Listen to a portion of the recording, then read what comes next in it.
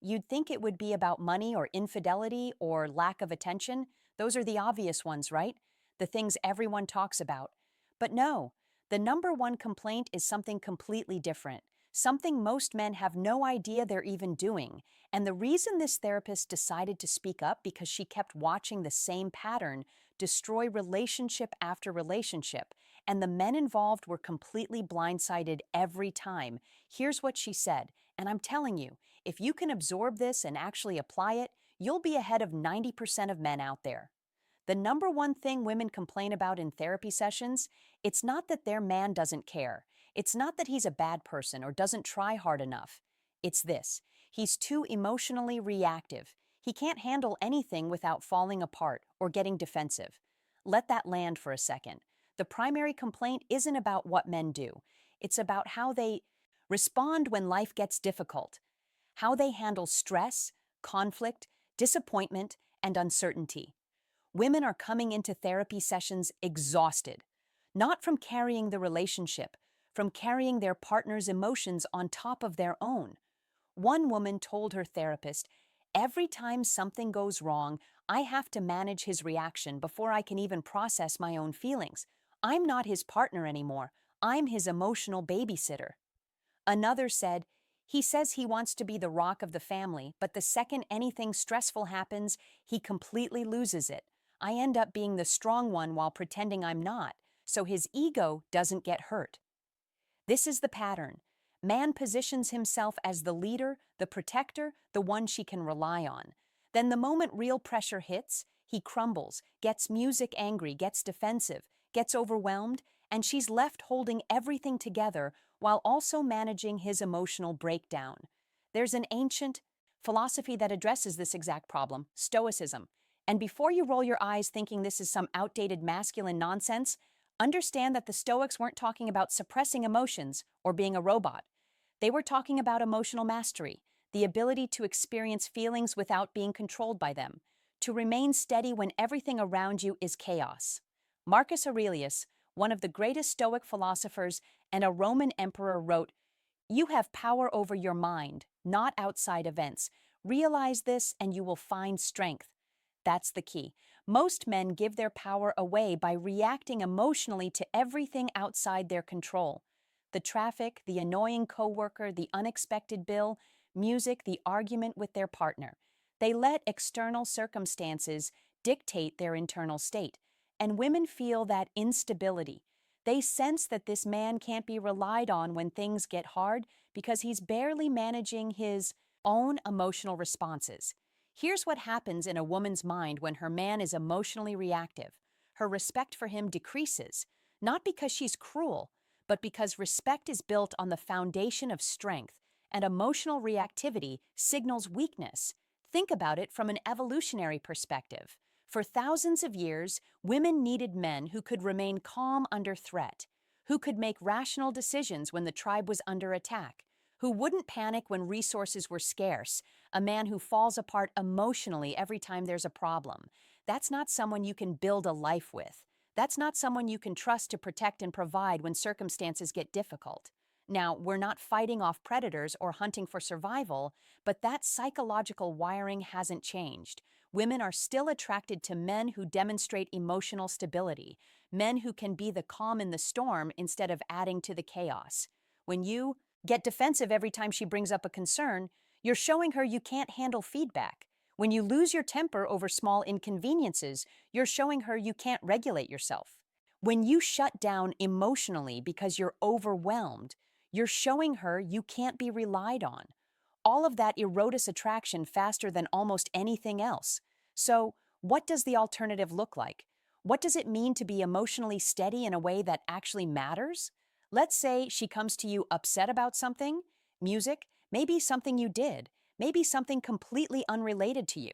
The reactive man immediately gets defensive, tries to fix it, or shuts down because he can't handle her being upset. The emotionally masterful man, he stays present. He listens without making it about himself. He doesn't let her emotional state control his emotional state. He remains the steady force she can express herself to without fear that he's going to crumble or attack. That's stoicism in practice, not being emotionless, being unshakable, or let's say you lose your job. The reactive man spirals, gets depressed, becomes irritable, takes it out on everyone around him, makes the situation worse by adding emotional chaos to an already difficult circumstance. The Stoic man acknowledges the difficulty, feels the disappointment, then asks, "What's within my control right now? What's the next right action?" He focuses his energy on solutions instead of drowning in emotions about problems. He doesn't pretend it doesn't hurt. Music, he doesn't suppress what he's feeling, but he doesn't let those feelings run the show either. Music. He remains the captain of his ship even when the waters get rough. Here's how you actually develop this in real life, because philosophy is useless if it doesn't translate to action. First, create space between stimulus and response. When something triggers you, when you feel that surge of anger or defensiveness or anxiety, pause. Literally count to music 5 before you respond. In that space, you get to choose your reaction instead of being controlled by impulse. Viktor Frankl, a psychologist who survived Nazi concentration camps, said it perfectly. Between stimulus and response, there is a space. In that space is our power to choose our response. In our response lies our growth and our freedom. That space is everything. That's where emotional mastery lives.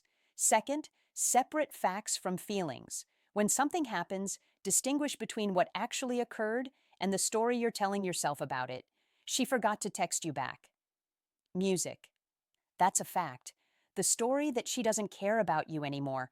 That's your emotional reaction creating a narrative. The Stoics called this objective judgment. See reality as it is, not as your emotions want to interpret it. Third, focus only on what you can control. You can't control her mood. You can't control if you get laid off. You can't control if your business fails or succeeds. You can't control what other people think of you. You can control your effort, your attitude, your response, your next action. That's it. Every moment you spend emotionally reacting to things outside your control is wasted energy, energy that could be directed toward actually improving your situation. Fourth, practice discomfort regularly. Emotional mastery isn't built in moments of crisis, it's built in daily practice. Take cold showers, do hard workouts, sit in silence without your phone, fast occasionally. These small acts of voluntary discomfort train your nervous system to stay calm under pressure. They build the muscle of emotional regulation, so when real pressure comes, you don't fall apart. When you become a man who can't be shaken, who remains steady regardless of external circumstances, everything in your relationship improves. She stops feeling like she has to walk on eggshells around your emotions. She stops having to manage your reactions. She can actually be vulnerable with you because she trusts you won't crumble under the weight of real conversation. Respect returns. Attraction returns because she's finally with a man who can handle life instead of a man who needs her to shield him from it. And here's the thing, this isn't just about relationships. This is about becoming a better man. Period. A man who can face adversity without breaking, who can handle pressure without losing himself, who can lead not through force, but through unshakable presence. That's what the Stoics understood thousands of years ago. That's what modern men have forgotten. And that's what women are desperately craving, but rarely finding. You can keep being emotionally reactive. Keep letting external circumstances control your internal state.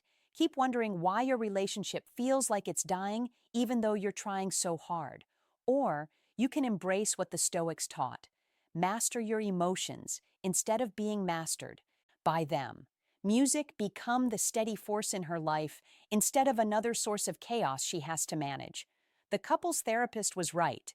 This is the number one complaint, and it's completely within your power to fix. Not by pretending you don't feel things, but by choosing how you respond to what you feel.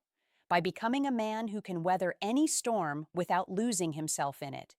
That's the kind of man women respect. That's the kind of man they stay attracted to. That's the kind of man who builds something lasting. The philosophy is ancient. The application is timeless. The choice is yours.